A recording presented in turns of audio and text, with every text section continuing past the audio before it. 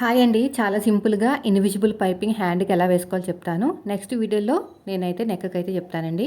First వచ్చేసి క్రాస్‌గా ఉన్న క్లాత్ అయినా సరే, స్ట్రెయిట్‌గా ఉన్న క్లాత్ అయినా పర్లేదు హ్యాండ్‌కైతేనే. నెక్‌కి మాత్రం క్రాస్‌గా ఉన్న క్లాత్‌ని తీసుకోవాలి. ఒక 1 ఇంచ్ తీసుకొని మధ్యలో థ్రెడ్ పెట్టేసుకొని ఇలా సగానికి ఫోల్డ్ చేసి కుట్టుకున్నాను. ఇలా రెడీ చేసి పెట్టుకున్నామనుకోండి, మనకి ఏమన్నా అర్జెంట్ బ్లౌజులొచ్చినా, లేదంటే పండగ సీజన్‌లో అయితే త్వరగా అయిపోతదనమాట. నేనైతే రెడీ చేసి పెట్టుకున్నాను ఒక 2 మీటర్లు. ఫస్ట్ వచ్చేసి లైనింగ్ క్లాత్ మీద పెట్టేసుకొని, మీ చేతి వాలు అంటే రైట్ సైడ్ వైపుకి మీకు థ్రెడ్ ఉండాలా, లెఫ్ట్ సైడ్ వైపుకి థ్రెడ్ ఉండాలా, మీ చేతి వాళ్ళని బట్టి సెట్ చేసేసుకోండి. సెట్ చేసుకున్న తర్వాత లైనింగ్ క్లాత్ మీద పెట్టి ఒక స్టిచ్ వేసేసాను. దీన్ని ఒరిజినల్ క్లాత్ మీద పెట్టుకుని, ఇదిగోండి నేను ఎలాగైతే పెడుతున్నానో అలాగా ఒరిజినల్ క్లాత్ మీద పెట్టేసుకుని ఇలా కరెక్ట్‌గా పెట్టేసుకోండి. కరెక్ట్‌గా పెట్టేసుకొని మళ్ళీ స్టిచ్ చేసుకుంటూ వచ్చేయండి. మీకేమన్నా జరిగిపోతుంది, లేదంటే మాకు కష్టంగా ఉంది కుట్టడం అనుకుంటే ఒక పిన్ పెట్టేసుకోండి జరగకుండా. ఎక్కడ పెట్టుకుంటారు? హ్యాండ్ దగ్గర పెట్టుకోండి. థ్రెడ్ పైపింగ్ దగ్గర పెట్టుకోకండి, కుట్టడానికి ఇబ్బంది అవుతుంది.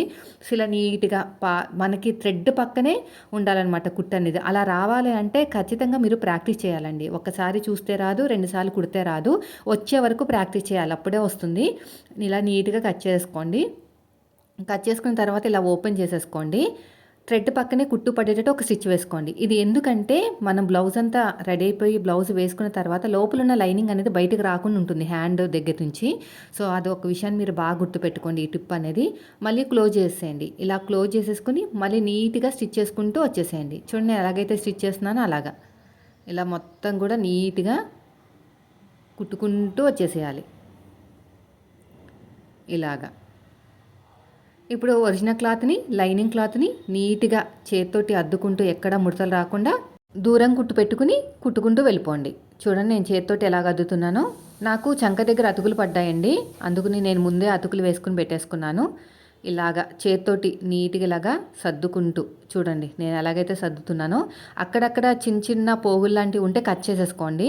అప్పుడు వెంటనే కట్ చేసుకుంటే ఫినిషింగ్ నీట్‌గా ఉంటుంది. బ్లౌజ్ అయినా అంత రెడీ అయిన తర్వాత కట్ చేసుకుందాం అనుకుంటే అప్పుడు టైం ఉండకపోవచ్చు, మర్చిపోతాం కూడా.